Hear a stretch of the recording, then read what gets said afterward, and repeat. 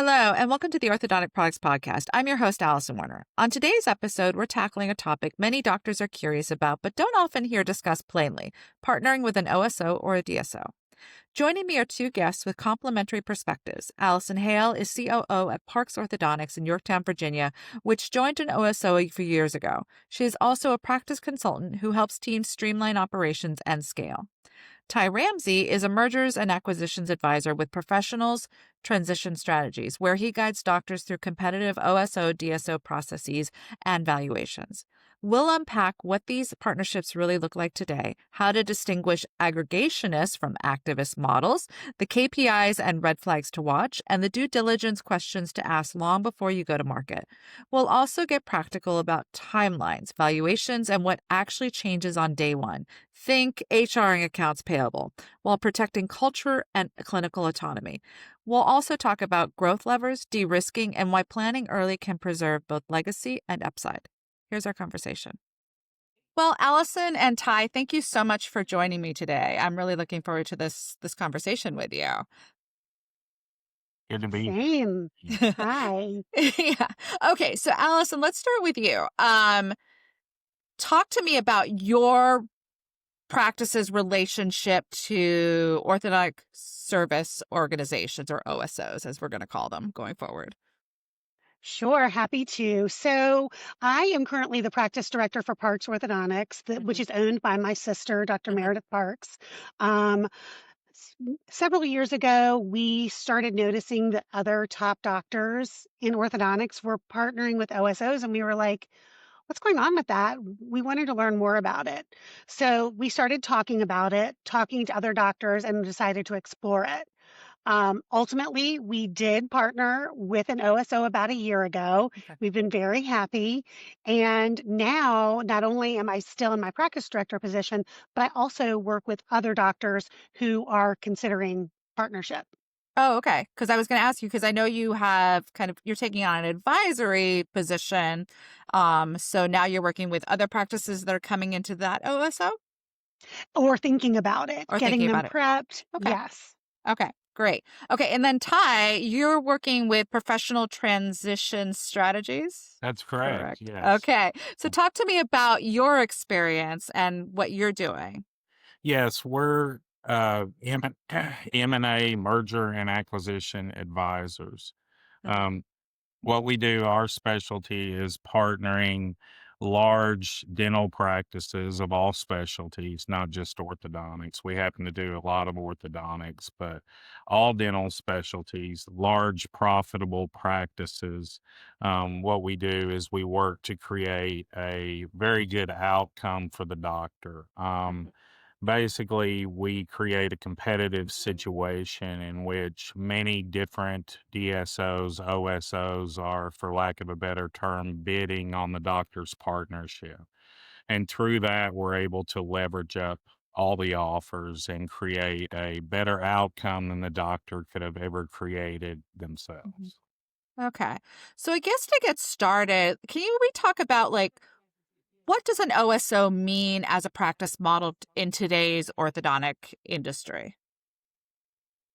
Sure, Allison, you want me to take that? Okay. Yeah, go for it. Okay, Hit sure. Go it, for it. Ty. Yeah. So it stands for that you hear DSO, OSO. DSO is Dental Service Organization, OSO Orthodontic Service Organization. We work, my company, Professional Transition Strategies, most people call us PTS for short. We work with there's actually over 350 self-identifying DSOs, and within that subset is OSOs are within subset as well. We have a reach like no other firm that I've seen. We've actually spent over $1 million on AI to an internal system to match doctors with the proper OSOs, DSOs, and whatnot. But back to the original question, an orthodontic service organization, OSO, is there's all kinds of, it's a kind of a long answer. There's all kinds of entities that exist nowadays. The original DSOs are, there's a big difference between DSO is a four-letter word to a lot of people, and it Mm, earned that right. When people think, there's a lot of preconceived notions about DSOs and OSOs. People okay. think, oh, I'm selling out to corporate. Mhm, And in some cases, I would say that's true. mhm, There's um, a number of different investment theses out there. There's a number of different kinds of groups. There's good and bad DSOs, just like mhm. there's good and bad practitioners. Yeah. You partner a great practitioner with a bad DSO or OSO, it's going to be a nightmare. Mhm. You partner a bad practitioner with a uh, with a great DSO or OSO, it's not going to work out. First Yeah. off, they're probably not going to partner with them. Right. Oddly enough, you partner a bad practitioner with a bad DSO, sometimes it works out for yeah, but, there's a statistic out there that, some of the traditional DSOs, those are the ones that I call them more of the activist groups. Mhm. We tend to work more with the aggregationist groups. The Okay. activist groups are if you, and I would say, sell out to them and you're just an employee on a spreadsheet. You're going to follow their treatment protocol. You're going to use their materials. They have a cookbook and a playbook for every practice that's followed. Okay. Okay. On the other side of the spectrum are the clinically agnostic DSOs and OSOs. Those are the Mhm. ones that we work with. Let's say when I'm talking to a doctor, the way I explain it is, hey, you've got a successful practice. You've grown to 3 practices here. You have a way that you like to practice. It's been very successful and profitable. Let's go back 10 years. Let's say you're in the same spot and all your buddies from orthodontic school, you're still talking to 5 or 6 of them and y'all all get together and you decide, hey, we want to scale our good work across the Mhm. nation.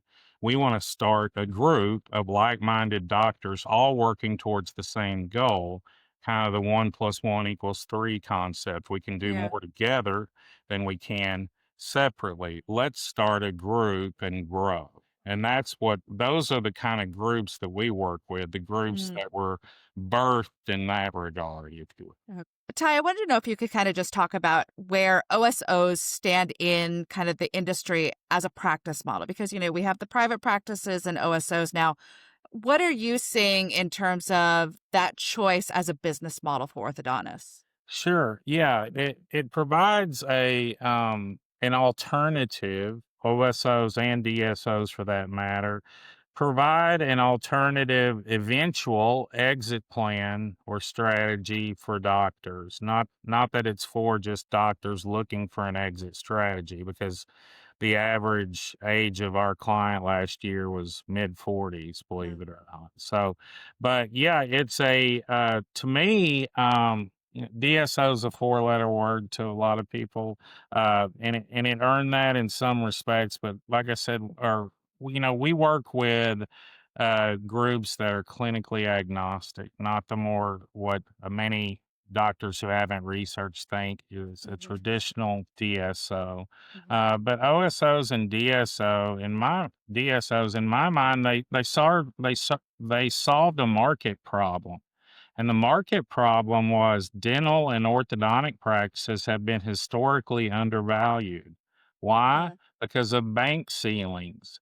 Banks will normally lend, at the top end, it used to be 80%. Now, Uh-huh. some banks will lend, maybe 100% of collections at most. It's Mhm. not often. But because of that bank ceiling, these dental practices have been historically undervalued, and Mm. private equity realized that, and hence the private equity investor entry into the dental market, because these Okay. practices that would in the old days, if you will, sell at 80-90% of collections, Mhm. sometimes we're getting results 250, 300% of collections. And Mm. that's only by partnering with a private equity backed Okay. DSO or OSO. Okay. Okay. Yeah, because I was going to ask you where private equity fits into this whole Yeah. conversation? Yeah. So private equity in the 90s, there were only a few hundred private equity firms. Mhm. Now there's over 9,000 Yeah. private equity firms. Over 50% of all transactions, mergers and acquisitions done involve private equity in some way. Mhm. I'll try to give a 50,000-foot view here. Private equity is just that. It's private, high net worth investors Mhm. that come together and create a fund. So you Okay. might have a private equity fund manager in which three or four billionaires have given $100 million. So now they Okay. have a $300 million fund to go make investments.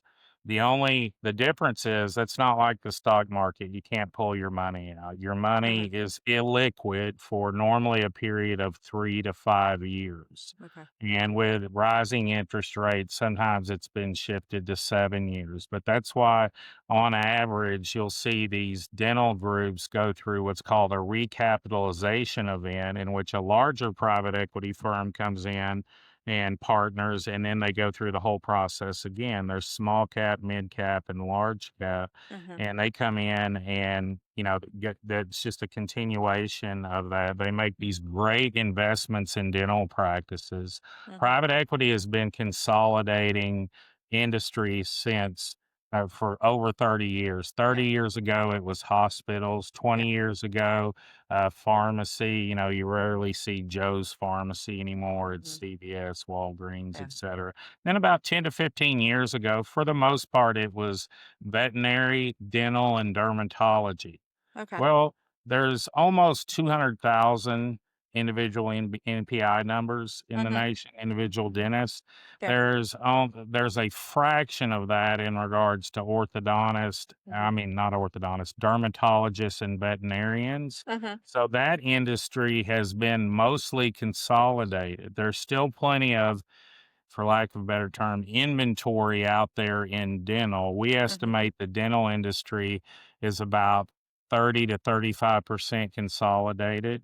And imagine a bell curve for consolidation on every Mhm. industry where what they pay in multiples of profit of the practice. That's Yeah. always a bell curve. And right now, we're I know some people are listening, some Yeah. people are watching, but I'm Yeah. making a bell curve, and we're just past the peak of the bell curve, Okay. or right at the peak. I mean, whereas we're seeing our winning offers are still, right where they were, what some people call the peak. We just Mhm. might instead of 10 offers for a practice now, since Mhm. interest rates went up, we might get 7 offers. Okay. So that's the only difference we've seen is some groups go on what we call pencils down, in which they're just focusing on organic growth. But there's still plenty of acquisitive groups out there, and we're doing business with those groups every day. Long answer to a short question. So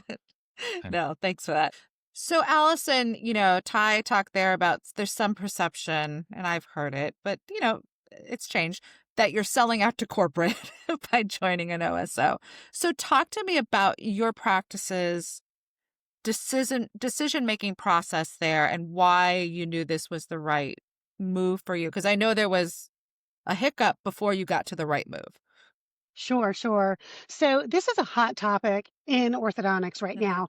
You're going to find that there's two polar opposite Mhm. sets of opinions on it. Mhm. You've got orthodontists that are like, no, no, partnering with an OSO is bad for the industry. It's going to kill the orthodontic industry. And then you've got the orthodontists on the other side of the spectrum who have partnered and done so successfully, who are going to cheer it all the way home. So why do OSOs matter? Why do we even have this discussion? Well, so many orthodontists pour decades of their time and their money and their sweat equity into their practices. And the way we looked at it is a partnership is a way to protect that investment. And in our case, it was a protection of the family legacy. The practice belonged to our father before Okay. us. Mhm. So, too many doctors, and I see this a lot even in our area, they hit retirement, they've let their practices shrink, and they end up with something that's of little real value to sell or that's Mm, appealing okay. to someone else. And it's really heartbreaking because orthodontists rather work so hard to leave their future up to chance just Hmm. to me is not a great idea. Okay. So we think that with planning, and my sister and I determined that with planning, we could preserve that legacy Hmm. and set up our practice for long-term success that outlasts even our time Okay. in these walls. Hmm. And I'll Okay. echo that for Yeah. sure. It on the surface, it might be the opposite of what you think. A doctor can actually preserve their legacy. I would argue preserve their legacy better with a DSO or OSO than they Hmm. can by selling to some random doctor at some point in time, Mm, because the the aggregationist groups, the ones that a bunch of like-minded doctors, clinically agnostic, doctor's yeah. name stays on the door, staff stays in place. Hmm. No one knows that they partnered, but they have all these synergies behind the scenes. Yeah. They're investing in the product. Allison's a great example, and she was an Hmm. integral part of that. They were kind of a unique situation. It's Parks Orthodontics, and Allison was the COO, and her name was on the door as well. Hmm. So it was Hmm. a great situation for both of them, and we got Yeah. a fantastic outcome. But more than anything, Allison will tell you that the group they partnered with didn't invest in an orthodontic practice. They invested in the brand Mm, Parks Orthodontics. okay. So much so that one of their mascots, Coco, is it Coco? Oh, yeah. Mango, mango. Mango, Mango. They I've have, heard about mango. it's a parrot, correct? Yes. Yes, they have a parrot mascot named Mango who requires some pretty expensive care every year. He has a handler and everything else. And Uh-huh. this just shows you how on board the right DSO or OSO can be with investing in the brand. That was included in Mm, part of the package is go forward, we're spending this much on Mango every year. Rather than you might consider they're going to eliminate that. They did not. right. That's Right. how much they care about the Yeah. brand, and I think that's something that gets overlooked a lot, Mm, is doctors don't realize, "Hey, I can carry out my legacy." And right, mm, a lot of doctors are just kind of in limbo wondering, "Well, I've got 5 or 10 years left, but I'm mhm. starting to worry about, I need an exit strategy rather than Yeah. just, I need to plan ahead." And that's what, and a lot of doctors have told me they have a mental return on investment. Once they cement a solid exit strategy, which Uh-huh. is exactly what Allison and her sister did, that this weight is just lifted. Okay. So, Such a oh, go great ahead. point, Ty. And Allison, I think it's important to know that it's never too early for doctors to start thinking about what comes next, Mm, whether it's growth, whether it's expanding your practice, or maybe it's retirement. yeah. It's so important for them to get clarity on to what type of partnership they would be looking for, Mm-hmm. because there's a lot out there. We've heard the term DSO, OSO. Yeah. There's some groups that are ortho specific, Mm-hmm. there's some that are multi-specialty. So knowing which type of scenario you want Yeah. and what do you want to get out of the partnership? Do Mm-hmm. you want money? Do you want support? Do you want that structured path to retirement that Ty was mentioning? Yeah. And it all comes down to what the doctor's vision is for their life after partnership. And it's never too early to start thinking about it. Okay. So then, as you're starting to think about it, what are some of those key questions that you should be asking yourself? And then what are some of those key questions you should be asking the DSOs, OSOs that you are speaking with? Because you're going to probably talk to more than a few to really find that right match. So where do you start with those questions or that bullet list? Ty, you want to grab this? I've got some thoughts as well. Sure. Yeah, I would say the first thing for doctors considering this, first um, there's a there's a minimum level of production, that's required for most Mhm. groups to be interested, and I would say that Okay. starts in the 1.2 to 1.5 million annual collections range Okay. and goes from there. So if you're a boutique practice, I would advise, just stay the course and keep doing what you're doing. If you Okay. want to partner with a DSO and you're a boutique practice, then probably job number one would be, hiring a consultant like Allison to get those Yeah. collections up where they Okay. need to be. But I would say the number one advice I would give for a doctor is to plan ahead and partner with an advisor, Mm, whether it's our firm or another reputable firm. mhm. The analogy I make to orthodontists are, let's face it, they were good chance they were valedictorian in high school, college, and even their dental class. Yeah. They're used to, they're a confident bunch, and rightly Mhm. so. So, but they sometimes they make the mistake of, hey, I've excelled in everything I've ever done. I can excel in this too. I can do this on my own. And Yeah. the example I give on that is, hey, this is what we do. My firm has transacted over 1,000 offices nationwide in all Mhm. 4 time zones, in excess of $2 billion in deal flow for our clients. It's what we do.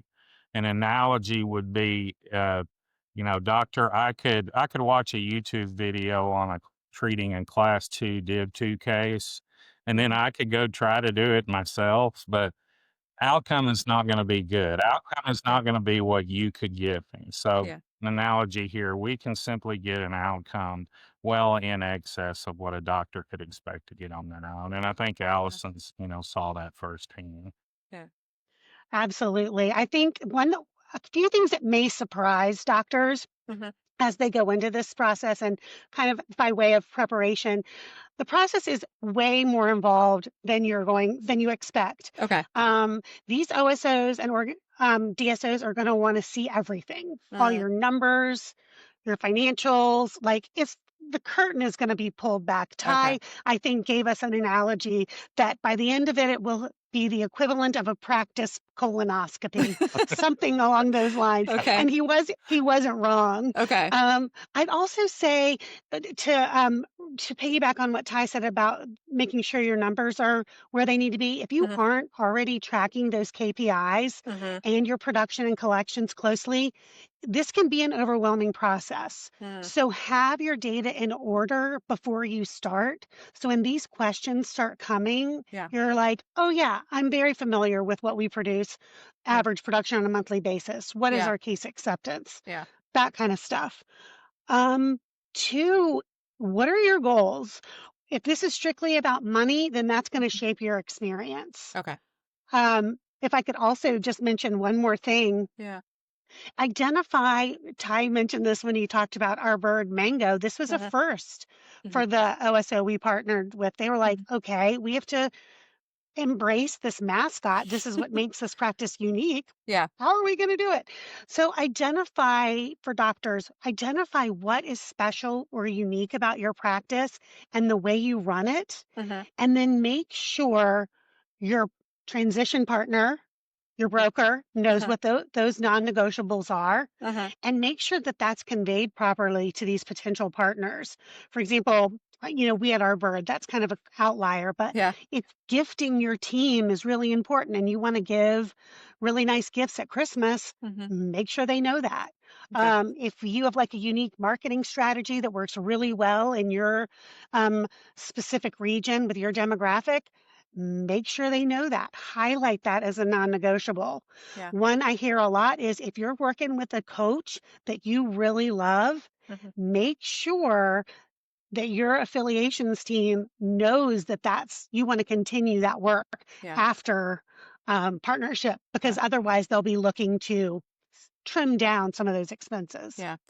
Allison, I'm curious because, I know in talking to you that Parks Orthodontics was looking at another OSO partnership before you ended up with the one you have. How did you know that wasn't the right one? Well, number one, they were not excited about us. Okay. And, my sister and I have been doing this together for 10 years. Our Mhm. dad passed away about 10 years ago. Mhm. And since then, she and I have been doing all the things. Okay. We run a very tight operation. We are Mhm. really, really proud of the work we've put into it. Mhm. And this, I think the advisory, I guess, is what I would call it. Ty said earlier, Mhm. this particular company just didn't seem that excited about us, and we could not figure out why. Okay. Well, it turns out that they were they had brokered some very like one or two very large multi-location Mhm. orthodontic practices, Mhm. 5 or 6 years ago. Yeah. And I think they kind of thought that was going to be us.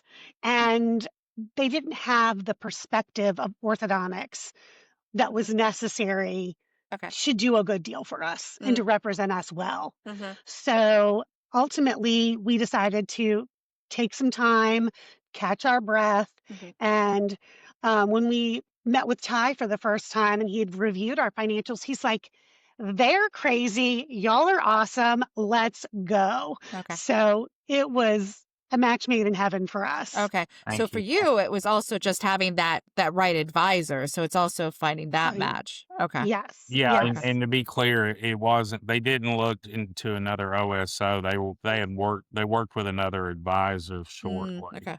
Okay. And Right. Okay. yes, and that's another thing. The value of not just an advisor but an Mhm. experienced advisor. Mhm. There are a Okay. lot of advisors that have very little experience in the orthodontic realm, Mhm. literally to the point they might not even know what a case start is. They're just looking at Okay. numbers. Okay. They're calling the patients customers, and I Yeah. mean, that's a bit of an exaggeration, maybe, but you want Right. someone that is not only experienced in advising, but in M&A advising, but also Mhm. experienced in had success with orthodontic transactions, which Mhm. our firm has had many, and I think Yeah. that's shown through and shown. Yeah, that shine shone Sparkled through. sparkled through in the process. Yeah. I think we met some big challenges during the process. Allison's office flooded right in the middle of our process, and they Oh. basically shut down for 6 weeks. So we had to Okay. navigate those waters. Yeah. No pun intended. So Uh, but doing so, and that's Mhm. probably my top advice for Mhm. doctors is get help. I Yeah. cannot imagine Dr. Parks and I going through this process without Ty. Mhm. He it's complex, as I said, but it's complex, time consuming, and there's a lot that we didn't know. I mean, if you don't know what earnouts, holdbacks, Mhm. equity shares, clawbacks, if you don't know what any of that means, which Yeah. we did not, Yeah. we needed someone to hold our hand, make sure we understood the process, and make sure we understood every single proposal that we Mhm. got. Mhm. So we were lucky. We had a lot of interest in our practice. Okay. And one of them was if it was had been all about the money for us, it was Mhm. a no-brainer. Okay. It was the money was crazy. Okay. But we had to pull back and say, okay, partnering with that organization is going to look like this for us. The Mm. money was great, Mhm. but post transition, we were going to be doing a lot of heavy lifting. Yeah. And that's not what we were looking for. Yeah. So getting really clear on what we wanted, Ty was helpful in Mhm. navigating every one of the offers and Mhm. figuring out which one was going to give us the best possible fit. Yeah. So in terms of that post transition, what's your advice in terms of what doctors should be looking for their practice? I think for sure what we discussed about making sure your non-negotiables are set out ahead of time. Mhm. One thing I think doctors need to be prepared for, the first thing that's going to transition likely is HR. Okay. So, which is a load lifted for Mhm. most practices, Mhm. but it does kind of limit you in some ways while you're still able to hire and fire as you see fit. You are not able to, let's say you wanted to bring someone on because you really liked them and you wanted to create a position for them, something Mhm. special and unique within your practice. Mhm. That might be a little bit of a harder sell once Okay. you're in an affiliation situation. They're Okay. going to want to keep the head count steady.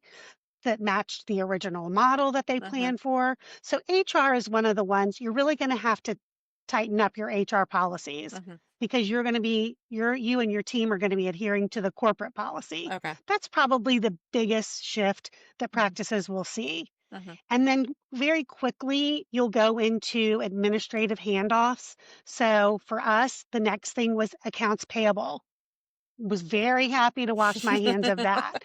It was time consuming, but Uh-huh. very well worth it. Mm-hmm. And our organization did a beautiful job in transitioning us out of paying the bills to Mm-hmm. them paying the bills. So Yeah. those are the two top ones. I would be prepared to tighten up your HR Mm-hmm. and to get ready to offboard your AP ASAP. Okay. Clinical stuff, you wouldn't know the difference. Okay. Patients coming through our door have no idea that we're Mhm. a OSO partner. And Okay. that's the whole idea. Right, because Yes, that's what you were talking about with those two models of Exactly. OSOs out there. Okay. Exactly. Yeah. yes. Yeah. So our sign is on the door. Our everything has remained the same. Mm-hmm. Walking in the door, it feels the same. It looks the same. Mm-hmm. We've saved a lot of money on overhead. In the Mm-hmm. meantime, they've been Mm-hmm. able to help us find better pricing, Yeah. nip tuck in certain areas Mm-hmm. to get our overhead down. Buying power is big. Mm-hmm. Once you're part of an OSO, they get better prices on Yeah. Invisalign than we could have ever imagined. Yeah. Yeah. So, things like that are really what you can be prepared for. Okay. Okay.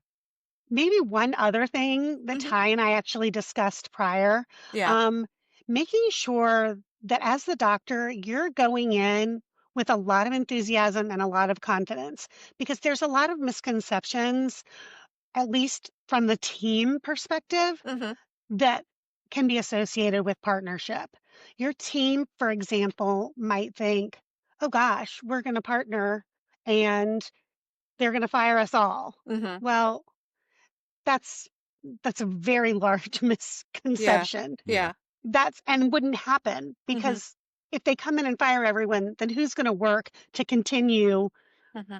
leading the practice in the direction that it's going, Yeah. which they're only going to partner with you if you've got a strong org. Okay. So, Okay. Ty, anything you can Yeah, I mean, it goes back to the activist versus the aggregationist groups. Mm-hmm. The activist groups with the playbook and the cookie cutter, they have about an average doctor tenure of under 2 years. mm, Just because that's their model. They know they're going to Okay. cycle through new graduates, but that's why they have this cookie cutter because they Mm-hmm. know that's how they have to, that's what they have to use to make it profitable. And it Yeah. does work, and there are some successful cookie cutter groups out there. Those just aren't the groups that we partner our doctors Mm-hmm. with. So Ty, I want to go back a bit.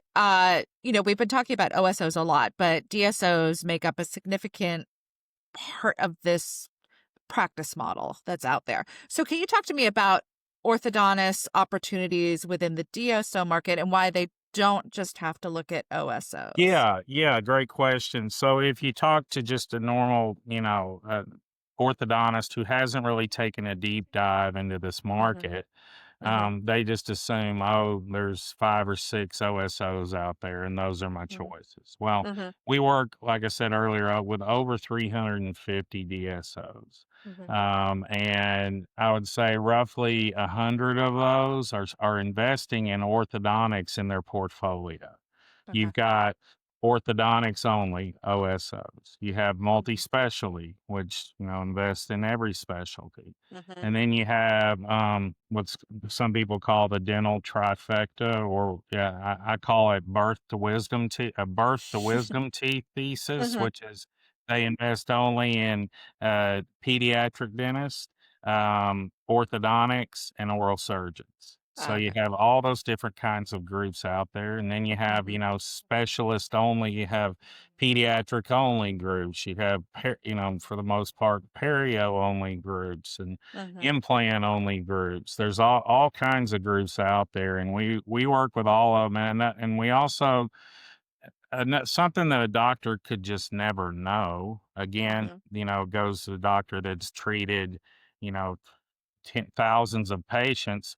He knows a lot more than he did on on day one. Well, we've Mhm. done thousands of transitions. Mhm. We know a lot more than we did on day one. And we use that knowledge, we mine that data. That data is very important. We Mhm. know we know what groups, we know all about all the groups. And Okay. yeah, some groups are blacklisted. Some groups I would never consider to Right. partner Mhm. Allison with. Yeah.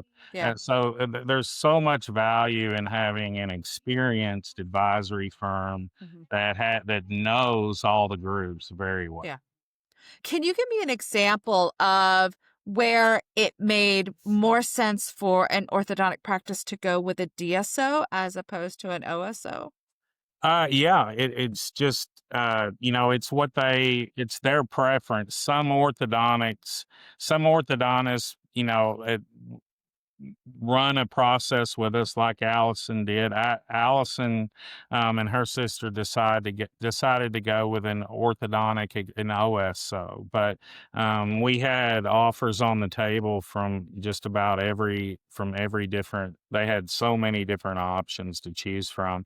A doctor might, for instance, if we're talking just orthodontist here, an orthodontist might, for instance, go with a multi-specialty DSO over maybe an OSO if, for instance, it could be a regional thing. Say, for instance, a multi-specialty DSO has 8 GP practices around the orthodontist where it could do kind of a hub and spoke approach. So that Mm. orthodontist knows day one, hey, my revenues are going to go way up if I partner with this group because I'm going to, Mhm. and they don't tell them to refer. I'll be clear on that, but Yeah. it just makes sense that their referrals would probably go way up. There are situations like that. There are it just depends on how the group presents and what the doctor wants out of it. And Mhm. I don't put any of them in a box. I mean, I've Okay. partnered every kind of aggregates group. There are many different kinds. Just like I said, I've partnered every kind of those groups with various orthodontists. Mhm. Okay. In terms of, we talk about how the practice should be growing as it's looking at joining an OSO or a DSO. But what about growth once they're in the OSO or Yeah, if I DSO? could hit on the first part real Okay. quick. Yeah. So, yes, very important. A lot of doctors say this is something that I run across all the time. A doctor says, "You know what? I love what you had to say. I do want to do this, but I want to wait a year because I know I'm going to grow, or I think I'm going to grow." Well, it seems, I would say that happens less than 50% of the time they end up growing because let's face it, competition is increasing and Mhm. the competition is getting smarter. The competition for these private doctors being practices just like them that have Mhm. partnered with great DSOs or OSOs and are going to grow 25% their first year, like Allison did. So it's getting harder and harder. So I would say it's very, very important when you go into this. All the groups are going to look at your trailing 12 months. So your Mhm. last 12 months production and collections.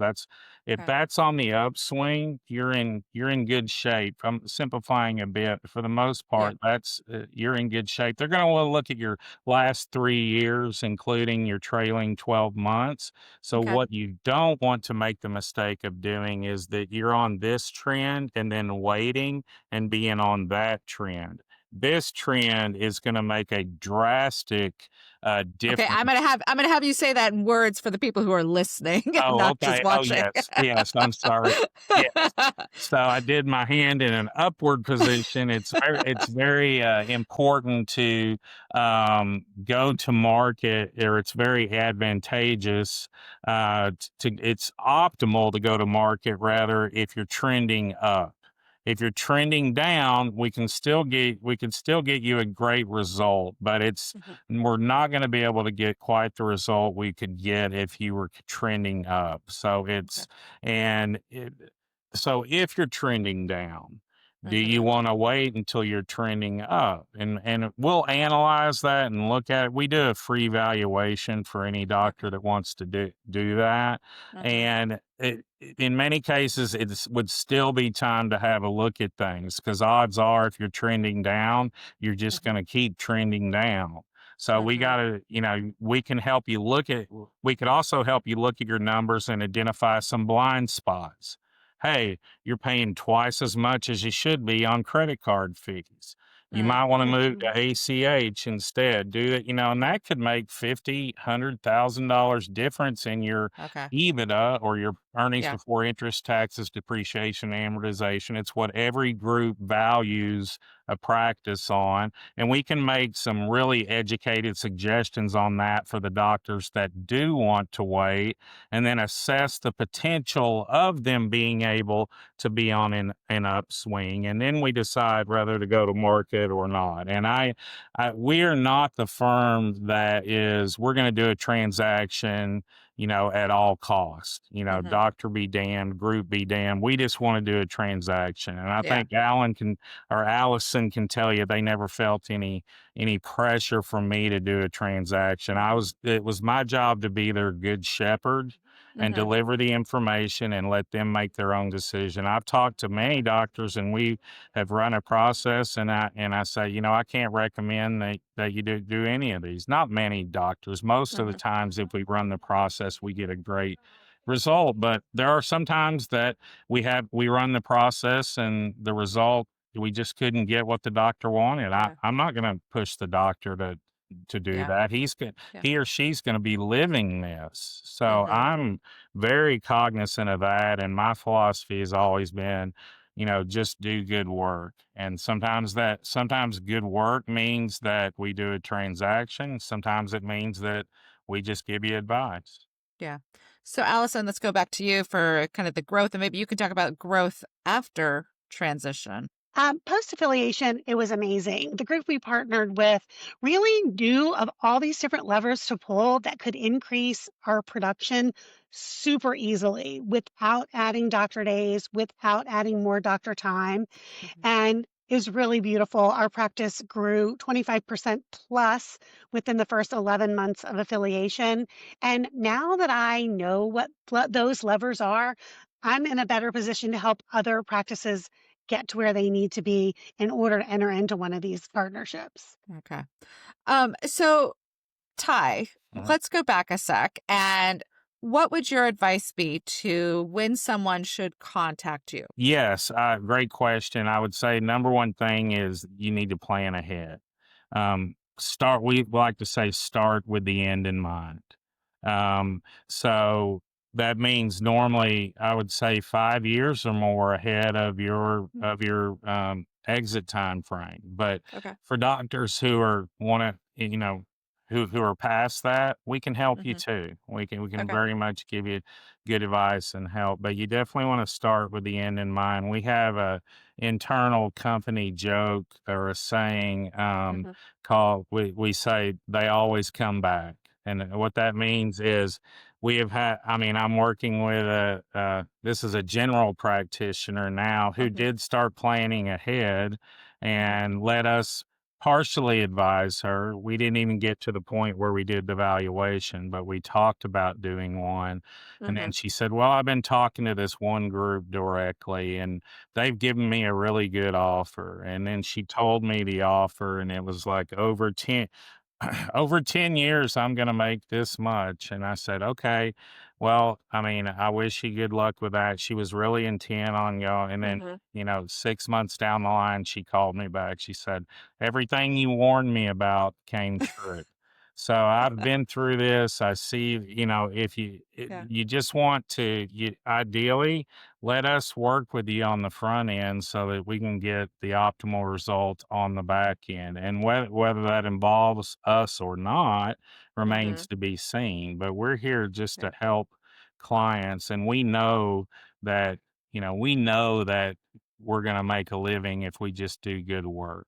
That's and sometimes good work means not doing a transaction with our clients. Yeah. Okay. So I'm going to ask a follow-up question there. What are some of the things that you warn people about? Yeah, another great question.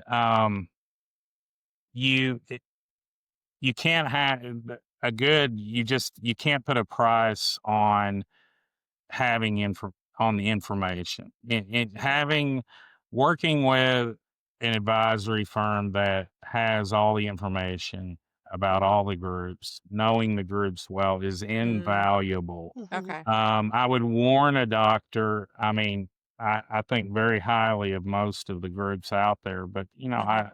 I warn a doctor. Don't let us at least chat with you before you go direct with a group. And Mhm. I have great relationships with many of these groups, and I always joke with them. I say, yeah, we're working on this great deal together. And I know you would rather be doing it direct with the Mhm. doctor, but Yeah. I joke that the groups both get excited and they roll their eyes at the same time whenever we bring them a practice. They Yeah. get excited because they'll tell you that they turn down 90% of the doctors that come to them Mm. directly. Okay. But they'll also tell you that they're interested in about 90% of the practices that we bring to them. Mm. Okay. So, and then so they're excited, but then they roll their eyes because they know they're going to have to pay up on this Yeah. if we're going to create a competitive situation. And Okay. most groups will tell you that about 80 to 90% of all their transactions Mhm. are done without brokers. Mhm. And we actually depend on that for our business because, Okay. um, we that allows the group to pay up on the few deals that we bring them because they Mm. haven't done a lot of deals with uh, Oh. brokers. Okay. So the doctor doing it directly isn't necessarily getting the best advocate and getting I the wouldn't money say that not get they don't have an advocate is the they don't problem. have enough. Yeah. It's Okay. To me, the analogy is, let's say, God forbid, you got falsely accused of some bad crime. You wouldn't Mhm. walk into the courtroom, hey, I'm just going to wing it and defend myself. You would get Right. representation, Yeah. just as you should have representation in looking at leveraging your largest asset, your practice, as a financial vehicle. And that's all we're doing here. We're leveraging your practice as a financial vehicle. You need representation in that. Yeah. You need to have a great CPA. You need to have a great Mhm. financial advisor, and you need to have a Mhm. great merger and acquisition / Yeah. broker as well. Yeah. And all three of those entities should be disparate entities for checks and Mhm. balances. Okay. Mhm. Okay. Mhm. And You talk. Allison had Yeah. I recommended this was actually, towards the end of their process, but then we got Mhm. through it, but I recommended she wanted to clean up the books and I Mhm. recommended a CPA I think that they're using still today. Mhm. Yep, Yeah. that's right. A lot of this has been talking about how going to an OSO, looking at it as your end strategy or having your end strategy in mind. What if you're a doctor who's not necessarily looking for an end Mhm, per se? Maybe you're in the middle of that mhm. career and you still want to be practicing for several years to come. Yeah. Is that? Mhm. Go Yeah. ahead, Allison. I'll just say briefly, in my experience, these are the practices that the OSOs are most excited about. A younger doctor who's got 10 or more years left to practice Mhm. and to give and build towards the greater good. I see OSOs offering younger doctors fantastic deals Mm. because they know they're going to be there to keep the practice intact and Okay. keep it growing. Mhm. Um, so, in fact, that was one of the reasons why Dr. Parks and I started looking in the first place. Is some of these younger doctors that we knew to be high flyers were partnering, and we're like, we thought that was something that only doctors towards the end of their careers were Yeah. doing. And I think we're seeing doctors in all stages of their career choosing the partnership for various reasons, Mhm. whether they just want to give up the administrative headaches, Mhm. whether they're looking to decrease their overhead, and and again ensure that their legacy is preserved. Yeah, for sure. I think That's another misnomer is this is only for people that are looking to retire. I mean, I can't stress the value of looking ahead enough, Mhm. because you can partner with I mean, kind of an analogy would be, let's say you invested in Apple stock right when they came out with the iPod. I mean, you'd be Hmm. in great shape right now. You were with Yeah. the company the whole time through its ups and downs, but for the most part, it's gone, mostly right and up. So, Hmm. same thing, you can grow with a DSO. In in my opinion, if you have the right DSO or OSO, your financial outcome with them, even if joining in your 40s till the end of of your career, can in many cases far exceed what you can do on your own. Mm. And Okay. it's taking those chips off the table as well. There's a big value to de-risking your life's work. Think of Mm. it almost as a professional athlete signing a contract with a guaranteed amount of money. They blow out Mhm. their knee and they can never Hmm. play again. Well, they have that guaranteed money. You have the Hmm. same thing here. You get some guaranteed money up front. And then Okay. in the meantime, they pull all these growth levers. And, Hmm. I have many clients who have experienced, I call it income recovery. So Hmm. they partner with a group, and then a group, they've grown so much with the group that their income with the group is now pretty close or sometimes even exceeding what their income was as an Mm. individual practitioner. Well, I think, for my final question, I wanted to ask you both well, Allison, let me put the question to you first. What's the one piece of advice you wish someone had told you before you started down this path? I think if I could go back to the very beginning to Hmm. when we were first toying with the idea, I think the biggest piece of advice would be to get help. Mm. You don't know what you don't know about this process. Okay. If you're not necessarily business savvy, Hmm. then you're going to need to get some advice. Hmm. Ask as many questions as you can. Connect with your peers who have been through the process. Mm. Ask them about the good, the bad, the ugly. You want to know what worked for them, what didn't work for them. Yeah. Number two, be so clear on Mm. what you want to get out of the partnership. Hmm. Know what, again, like as Ty said, begin with the end in mind. What do you want it to look like? Yeah. And then get your house in order. Clean up your financials. If you're running a lot of expenses through your practice, tighten that up before entering discovery, Hmm. because that's going to help make things a lot easier Okay. going into it. Okay. But definitely getting help, asking questions, doing the research, Hmm. doing the work. Clear up these misconceptions. Hmm. There's a lot out there. Okay. And then, Ty, to you, my last question would be, what's your advice for a practice who's got an inkling that this is something they might want to do? Yeah, my advice would be just get with us and we'll do a pro bono valuation on your practice. It's a Okay. legal document that can be used in a trust or a will. It's underwritten Mm. by a dental CPA, Okay. and they would probably pay $5,000 to $10,000 to have this done on their own. We do Mm. this pro bono. So worst Yeah. case, you're coming out with exponentially more information on your practice, how Hmm. your practice is viewed from an investor's perspective, and the value of your practice when selling to an individual. Now, if you've Mm. grown your practice north of 1.5, it's going to be real hard to sell to an individual, Hmm. hence Hmm.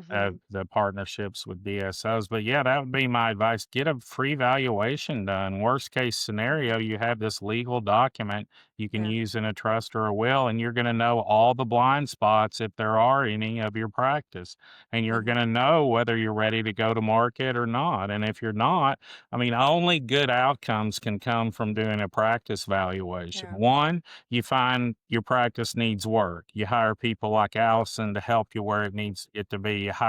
We Hmm. could recommend a good CPA to help get the books in order, things like that. Or hey, you've got a great practice and we think we could get a great outcome for you. Let's Yeah. go down that path. And even when we do that, there's no obligation. We can run a full process, get a number of different offers. I think we got 6 or 7 offers to choose from Allison's practice. And we can go through that whole thing, and still there are no fees unless we call it a success fee. The only time we take a fee is off the top if we successfully partner the doctor with a DSO or OSO. Okay. I actually have one more question Yep. because that brought something up. Yep. What's the time frame on something like this? Oh, Yeah. Yeah. it's fast.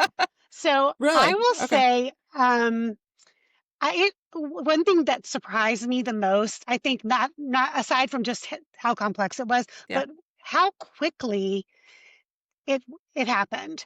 So, Okay. and this was part of the benefit of partnering with Ty is he was able to explain how private equity works and why we were getting so many offers and they were so eager.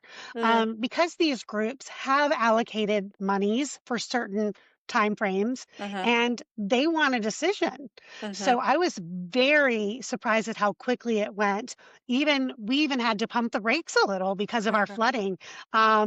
But with Ty, we were able to very successfully navigate that. And he put our mind at ease that no, they're not trying to rush you. This is why they want to move quickly because they have these funds set aside. And if they don't get used, they could go to another potential partnership. Okay. Ty, did I get that right? Yeah, you sure did. I would say, yeah, from a normal time frame, if you uh let's say that we've already done a practice valuation, that's probably going to take a month to get all the info in back and forth. Right. They send in their financials. It takes us a couple of weeks to put the valuation together. We then review it. Then we decide to go to, if we want to go to market. Normally we call it running process. Normally we run process for anywhere from 4 to 8 weeks, depending on that's just, letting the market speak and Yeah. getting all the interested parties in, turning those into offers, doing a side-by-side analysis with a 5-year wealth creation module on each offer. Then deciding with the doctor on the final, normally 2 to 3 groups.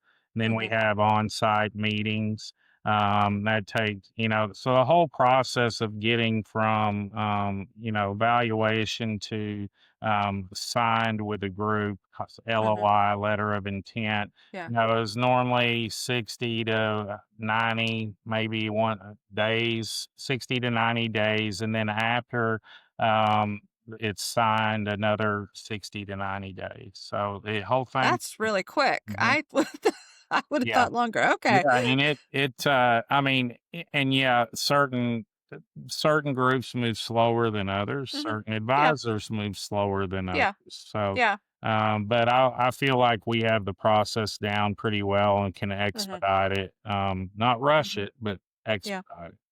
Yeah. Mhm. Well, great. I really appreciate you both sharing your expertise and thanks again for joining me. Thank you. Thank you. As always, thank you for joining us. Be sure to subscribe to the Orthodontic Products Podcast to keep up with the latest episodes. And be sure to check out orthodonticproductsonline.com to keep up with the latest industry news. Until next time, take care.